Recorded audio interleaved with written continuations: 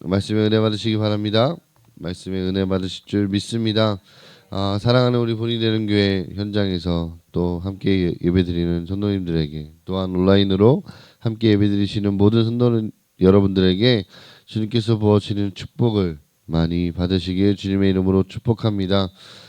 오늘 나눌 말씀의 제목은요, 내 인생의 주인이신 하나님이라는 제목으로 말씀을 나누고자 합니다. 사랑하는 여러분, 힘들고 어려운 일들이 찾아오는 이유는 무엇일까요? 그리고 하나님께서는 왜 이런 고난을 우리에게 주시는 것일까요? 오늘 본문 말씀을 통해 우리가 찾아온 고난과 또 앞으로 우리에게 찾아온 고난과 앞으로 찾아올 고난을 하나님의 자녀로서 어떻게 바라보고 이겨내야 하는지, 더 나아가서 우리를 향하신 하나님의 그 깊은 뜻이 무엇인지 살펴보도록 하겠습니다. 그래서 두 가지로 나누어서 우리에게 주시는 교훈을 살펴보도록 하겠습니다. 첫 번째 우리에게 주시는 교훈은요, 고난은 모든 사람에게 분명히 찾아온다는 것을 기억해야 합니다. 오늘 본문의 주인공인 욥은 어떤 사람이었을까요? 욥기서 1장 1절에서 욥을 소개하고 있는데요. 1장 1절에서 어떻게 소개하고 있냐면, 온전하고 정직하여 하나님을 경외하며 악에서 떠난 자라고 소개하고 있습니다. 또한 아들 7과 딸 3이 있었고요. 또 양이 7,000마리, 낙타가 3,000마리, 소가 500마리, 그리고 암나귀가 500마리. 예, 종도 많이 소유하고 있던 자로서 동방 사람 중에 가장 훌륭한 자였습니다. 실제로 하나님께서 세상에 욥과 같은 자가 없다라고 직접 말씀하시면서 욥을 인정해 주십니다. 그러나 이 사탄은요, 까딱없이 하나님을 경외하는 자는 있을 수 없다라고 주장하면서요, 욥이 모든 소유물을 잃게 된다면 주님을 향하여 욕을 할 것이다 라고 확신했습니다. 그래서 욥에게 베풀어 주신 그 모든 소유물을 치도록 허락해 달라고 하나님께 요청합니다. 이에 하나님께서는 어떻게 말씀하시죠? 욥의 몸에 손을 대지 않는 조건으로 그의 모든 소유물을 사탄에게 맡기셨고요. 사탄은 욥의 그 모든 소유, 즉 자녀들과 그 가족들 모두를 거두어 버립니다. 이게 얼마나 슬프고 괴롭고 이 모든 게 밀려왔을까요, 욥에게. 그런데 욥의 그 놀라운 고백이 등장하게 됩니다.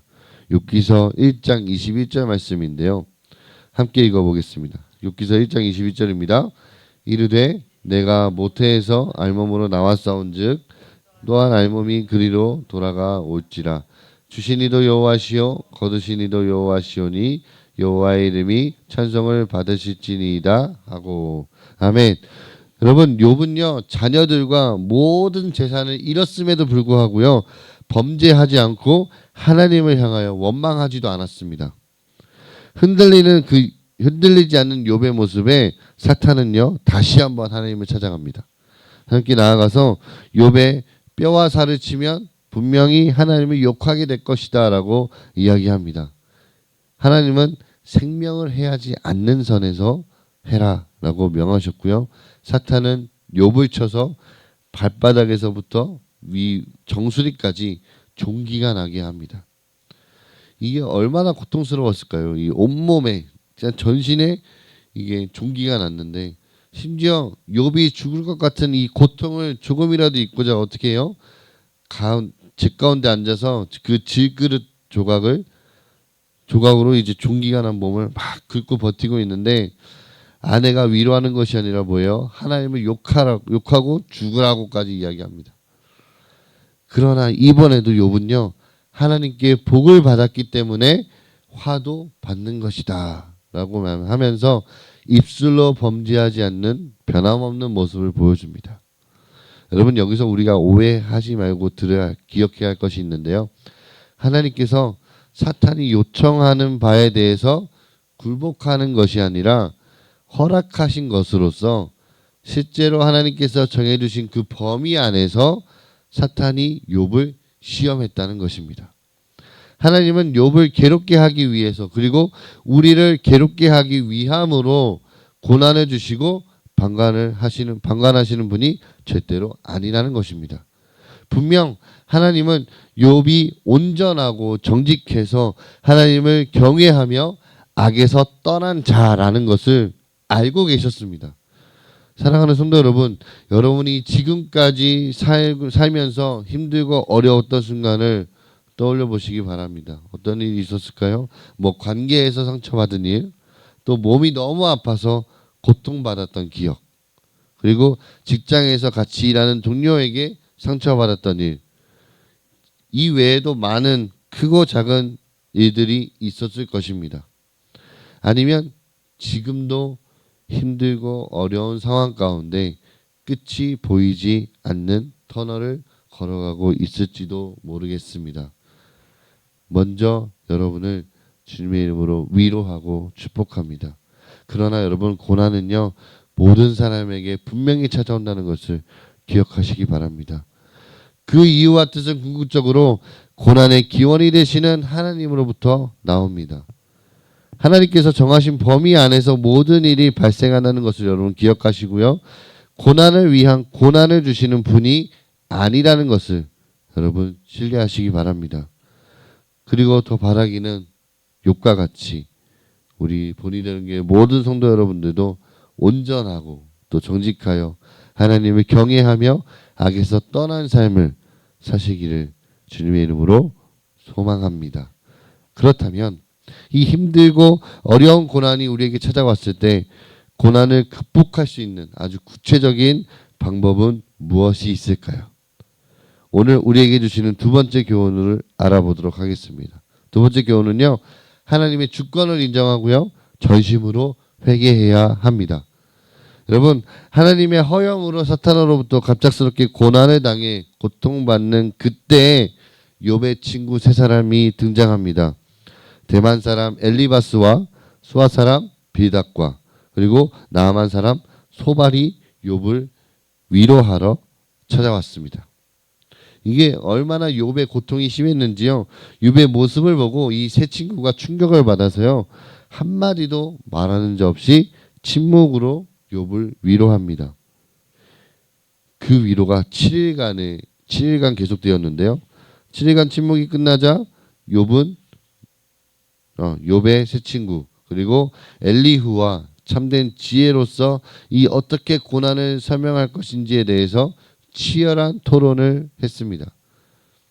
엘리바스, 빌닷, 소발 그리고 중간에 욥을 찾아온 젊은 사람 엘리후의 공통되는 주장이 있었는데요. 이 공통되는 주장이 뭐였냐면 하나님은 공의로우신 분이시며 그렇기 때문에 욥이 겪고 있는 이 모든 고난은 죄에 대한 결과라고 얘기합니다.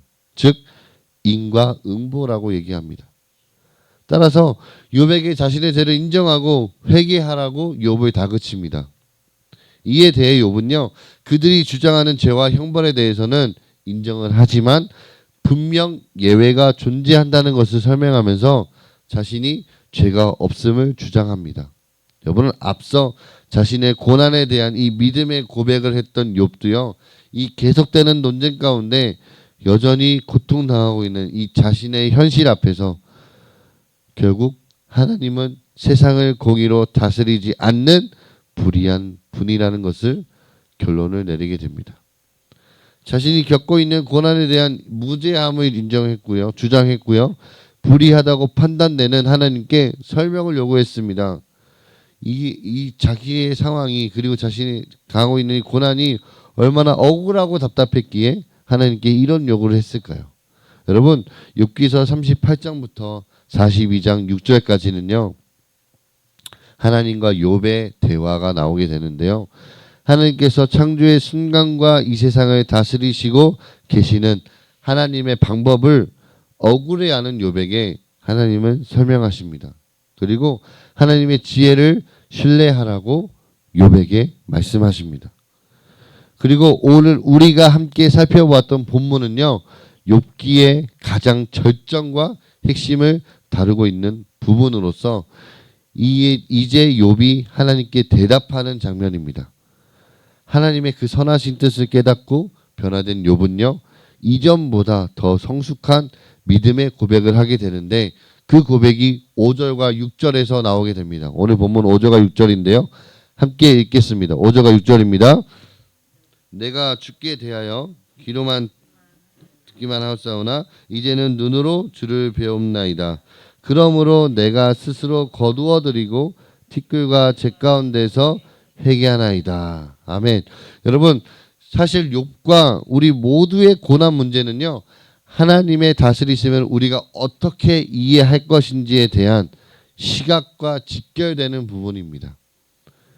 하나님께서 욥과 우리에게 말씀하시고자 하는 것은요, 우리가 다 이해하지 못하는 이 세상 일들에 대해서 하나님이 우리 인생을 가장 선하고 복되게 인도하고 계시는 주인이라는 사실입니다. 하나님과의 대화를 통해 고난의 진정한 의미를 깨닫게 된 욥은요, 더 이상 자신이 겪고 있는 이 고난에 대해서 무죄함을 호소하고 불의하신 하나님이라고 원망하지 않습니다. 하나님께서는 행하시는 모든 것이 그 자체가 옳으시다라는 것을 깨닫게 되었습니다. 여러분, 우리가 방금 읽었던 6절 말씀에 보시면 욥이 티끌과 재 가운데서 회개하나이다 라고 얘기합니다. 고백합니다. 여러분, 이 부분을 욥이 잘못을 인정했다라는 의미로 생각을 할 수도 있지만 사실은 이 티끌과 재란 뜻은요, 인간의 존재를 가리키는 것이고요. 또 이 회개한다는 단어를 원어의 의미로 살펴보면 생각을 변화시킨다 라는 뜻으로 해석할 수 있습니다. 즉 어떤 뜻이냐면 인간 존재에 대한 저의 생각을 바꿉니다 라는 의미로 받아들일 수 있습니다. 그래서 사람이 아무리 의롭다 할지라도 모든 의를 주관하시는 분은 오직 하나님뿐이시다라는 것을 인정하고 욥이 믿음으로 그 고백을 한 것입니다. 사랑하는 성도 여러분, 그런데 욥과 같이 이 억울한 고난을 당했던 분이 계십니다. 바로 예수님이십니다. 의인이라고 불렀던 욥은요, 사실 존재론적으로 우리와 동일한 죄인이었고요. 예수님은 존재론적으로 죄가 없으신 분이십니다. 그러나 우리를 위한 그 대속의 죽음을 대신 당하심으로 하나님의 주권을 인정하시는 참된 왕과 사명자의 모습을 우리에게 보여주셨습니다. 우리가 예수님의 모습을 기억하면서 우리 또한 하나님께서는 가장 선하고 지혜롭고 의로운 일을 행하고 계신다는 것을 꼭 신뢰하시길 바랍니다. 여러분, 욥이 지은 죄가 많아서 고난을 당한 것이 아닙니다. 욥의 고난은 하나님의 주권을 깊이 배워 참된 지혜를 깨닫게 하시기 위한 과정이었습니다. 이 참된 지혜를 깨달았던 욥은요, 하나님께 자신의 무죄함과 억울함을 내세우는 것이 아니라 티끌과 재 가운데 전심으로 회개하는 모습으로 나아갔습니다.